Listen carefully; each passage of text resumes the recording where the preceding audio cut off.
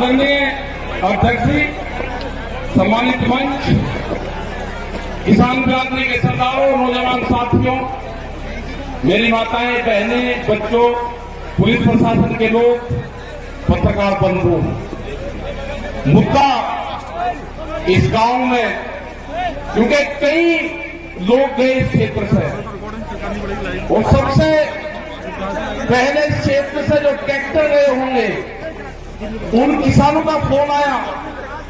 उन्होंने कहा कि कई ट्रैक्टर यहां से है और हम आना चाहते हैं, यहां से पुलिस रास्ते में नहीं आने देती। मतलब ये पहली बार लगा कि इस क्षेत्र से ट्रैक्टर भी आंदोलन में हिस्सा ले लेते हैं। ये पूरे देश का मसला है। इसको पहले बांटा गया पंजाब हरियाणा में, फिर इसको बांटा गया उत्तर प्रदेश राजस्थान के कुछ सीमाओं में, फिर इसे कहा कि ये तो सरकार का आंदोलन है, फिर कहा कि एक बिरादरी का आंदोलन है। 8-10 टुकड़ों में इस आंदोलन को बांटने की कोशिश करेंगे।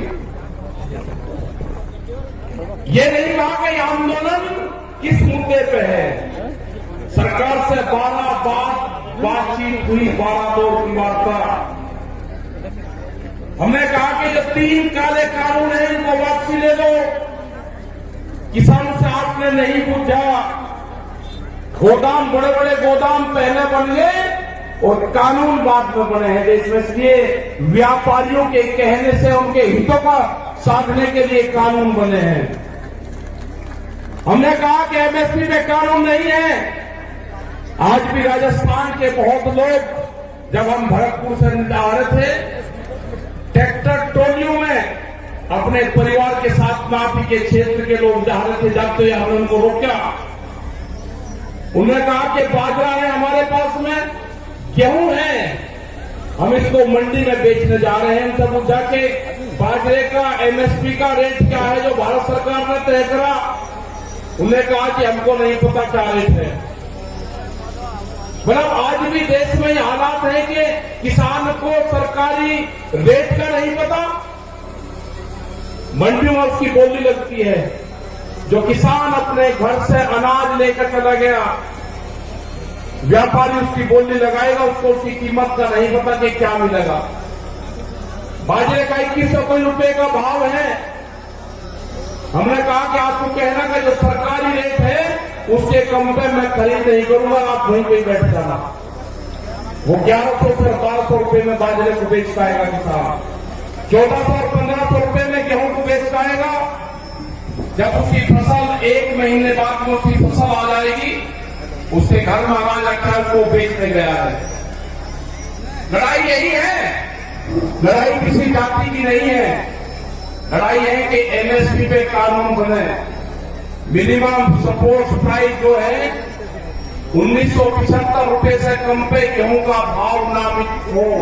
वो चाहे सरकार खरीदे या कोई व्यापारी खरीदे, उसके कम पे खरीदना हो। 2100 रुपए के आसपास का बाजरे का रेट है। बाजरा उसके कम पे खरीदना हो। मक्का 1700-1800 रुपए का रेट है, उसके कम पे खरीदना हो। धान में 1800 रुपए से कम पे खरीदना हो। यह है कानून। इसके लिए लड़ाई वहां पर चल रही है। 100 दिन के आसपास लोग आ रहे हैं। सरकार तैयार नहीं है। सरकार ने कहा कि किसान की जब फसल की कटाई होगी, किसान अपने खेत में आ जाएगा, आंदोलन अपने आप खत्म हो जाएगा। उसके एक ही जबान से किसान ने अपनी फसल उगानी शुरू कर दी। उसने कहा कि आंदोलन करेंगे हम, अगर फसल हमारे बीच में आएगी उस फसल को उजाड़ देंगे। आपने हरियाणा, पंजाब, उत्तर प्रदेश, राजस्थान की जगह में बहुत किसान ने उजाड़ी फसल। हमने कहा कि फसल को बर्बाद न करो, ये आंदोलन भी चलेगा, ये फसल भी किसान काटेगा। ये आंदोलन कितना लंबा चलेगा ये तो नहीं कह सकते, लेकिन जो 40 लोग हैं, जो कमेटी के लोग हैं 40, उनके पीछे पंचायतें हैं, उनके पीछे सरपंचों का हाथ है, उसके पीछे पूरे हिंदुस्तान के किसान ने आस्था जताई है कि दिल्ली में चलने वाला धरना मेरे फसलों के रेट तय करेगा। ये लड़ाई बड़े पूंजीपति से है, सरकार उनकी सपोर्ट में है। ये लड़ाई वही है जो जमींदारों के खिलाफ होती थी। ये लड़ाई वही है जो राजाओं के खिलाफ होती थी। वो लड़ाई भी अनाज की लड़ाई थी।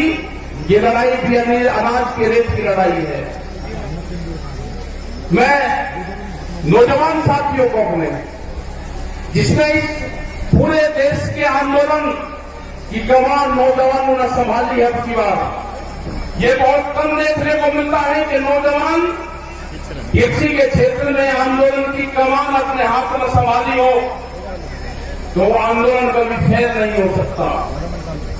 वो आंदोलन फेल नहीं होगा कभी भी, क्योंकि जिस तरह से शाहजहांपुर का पूरे दिल्ली के क्षेत्र में यहां का नौजवान निकला है, उसने जाति धर्म सब चीज को भुला के, वोट को भुला के, कि कौन किस क्षेत्र का है, मेरी वहां पर आपस में क्या लड़ाई क्या टकरार है, सबको चीज को भुला के उसने दिल्ली के आंदोलन में शरीक हुआ।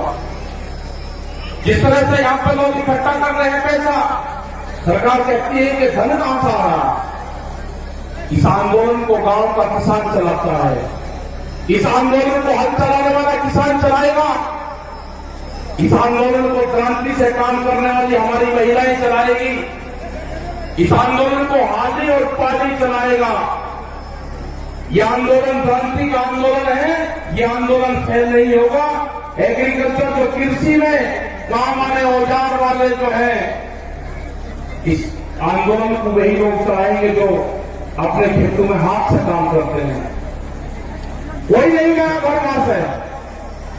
यहां पर बैठे राजाराम जी मेन जी है, यहाँ पे युगवीर सिंह, जोगिंदर जी, अमनाराम जी, जो आपके शाहजहांपुर बॉर्डर को प्रमुख से देखते हैं। आप 200-200 किलोमीटर से यहां से जाते हो आप, और दिल्ली को होश नहीं अभी।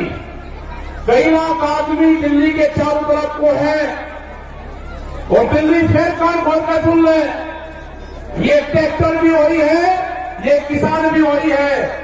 आप ज्यादा तानाशाही दिखाओगे, ये किसान अब की बार में ज्यादा तादाद में दिल्ली में जाएगा। ज्यादा तादाद में किसान जाएगा। यहाँ की फसल कट जाएगी हमारी 1 महीने में। ये कह रहे कि किसान ट्रैक्टर से नहीं आएगा दिल्ली।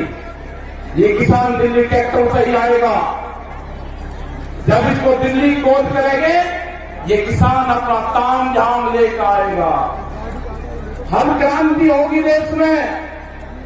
खेत में चलने वाला हर औजार वो साथ लेकर आएगा। जब जब भी बड़ी बड़ी लड़ाइयां हुई, उसमें साथ लेकर चला है। वो जानते हैं ये कौन सा क्षेत्र है। ये बेहद क्रांतिकारियों का क्षेत्र राजस्थान। बड़ी बड़ी लड़ाइयां यहां पर लड़ी गई। ये किसान पीछे नहीं हटेगा। जो मेरा नौजवान साथी है वो पीछे नहीं हटेगा। अपने खेत की मिट्टी को जब दिवाली, होली अब आएगी, दुल्हनी आएगी, रंग नहीं लगाना अपनी बार। अपने गांव की खेत की मिट्टी अपने शरीर पे लगा देना, उससे अपने शरीर को टच करवा लेना अपने खेत की मिट्टी से। जब आप दिल्ली लड़ने जाओगे अब की बार, अपने खेत की मिट्टी अपने साथ लेके जाना। हो सकता है कि वहां से आपका गांव आपके याद आए। जब मिट्टी आपके साथ में रहेगी तो गांव याद नहीं आएगा आपके। अपने खेत की मिट्टी अपने पूजा स्थान में रखो। अगर ये आंदोलन में किसान फेल हुआ तो 20 साल में आपकी जमीनें नहीं बचेगी। इतना कर्जा किसानों के ऊपर आ जाएगा। सब लुटेरे आगे हैं। इन लुटेरों का मुकाबला होगा जेरी और सांगों से, जो खेत में भूख हटाने के काम आते हैं। ये लुटेरे हैं, देश को लूटने आए हैं। इनका मुकाबला होगा, इनसे लड़ना पड़ेगा। पूरा दिल्ली को चारों तरफ से किसानों ने घेर रखा है। लड़ाई कितनी लंबी चलेगी ये तो नहीं कह सकते, लेकिन लड़ाई चलेगी, किसान जीतेगा। किसान हार कर दिल्ली से नहीं आएगा वापसी। सरकार कान खोल कर सुनना, दिल्ली की सरकार न किसान कायम आएगा, न किसान वापसी आएगा। जब तक एमएसपी में कानून नहीं बनेगा, 3 दिन वापसी नहीं होंगे। और भी बहुत से भी लेकर आ रहे हैं। जब तक किसान वापसी नहीं होगा। जो मेरे बुजुर्ग हैं, उनका जिस तरह से साथ मिल रहा है आंदोलन में, उन्हें जिस तरह से नौजवान साथियों कहा कि आप चलो आंदोलनों में, हमारे अध्यक्ष यहां पर बैठते हैं, 90 साल से ज्यादा उम्र इनकी है, कह रहे कि आंदोलन लड़ाई लड़ो, आंदोलन करो, दिल्ली चलो। तो यही सारे नौजवानों का, सारे युवाओं का, सारी महिलाओं का यही कहना है कि दिल्ली से वापसी नहीं आना। ये लड़ाई किसी जाति बिरादरी की नहीं है, ये लड़ाई किसान के अस्तित्व की है। इस लड़ाई को हमको लड़ना पड़ेगा, बहुत मजबूती के साथ लड़ना पड़ेगा। जाति, धर्म, गोट, खास ये सब छोड़ कर ये लड़ाई किसान और मजदूर की लड़ाई है। गरीब का अनाज तिजोरी में बंद ना हो, देश में भूख पे व्यापार ना हो, बड़े बड़े गोदाम बन गए, बड़े बड़े ताले लगेंगे, गरीब आदमी को रोटी नसीब नहीं होगी, कीमतें अनाज की उतनी बढ़ेगी। ये लड़ाई है रोटी तिजोरी में बंद ना हो, ये लड़ाई है व्यापारी के चुंगल में अनाज न जाए, ये लड़ाई है किसान को फसलों के दाम मिले। ये लड़ाई जारी रहेगी, आंदोलन हमारे जारी रहेंगे और हम पूरे देश भर में जाएंगे। पूरे देश भर में 24 मार्च तक के प्रोग्राम हमारे लगे हुए हैं अभी। उसके बाद आगे के प्रोग्राम लगेंगे, कह रहे वेस्ट बंगाल में चैलेंज जाएंगे, आसाम में जाएंगे, वेस्ट बंगाल में जाएंगे, कर्नाटक और तमिलनाडु और महाराष्ट्र में भी जाएंगे। पूरे देश में किसान जाएगा, 40 लोगों की जत्थेबंदी है वो जाएगी। और जब तक भारत सरकार कानूनों को वापसी नहीं लेगी, जब तक एमएसपी पे मिनिमम सपोर्ट प्राइस पे कानून नहीं बनेगा, ये किसान दिल्ली को नहीं छोड़ेंगे। आपने इतनी बड़ी संख्या में यहाँ पे आए, आपका बहुत बहुत धन्यवाद। यहाँ पे जो ये मैदान है, जो कुश्ती मैदान है, भैरव बाबा का मैदान यहाँ पे है, उनको नमन करते हैं। इस पूरे क्षेत्र को, जो पहाड़ी क्षेत्र में यहाँ पर प्रोग्राम लाए के 81 गांव में जो प्रोग्राम किया, आपका धन्यवाद। जय हिंद, जय भारत, जय राजस्थान।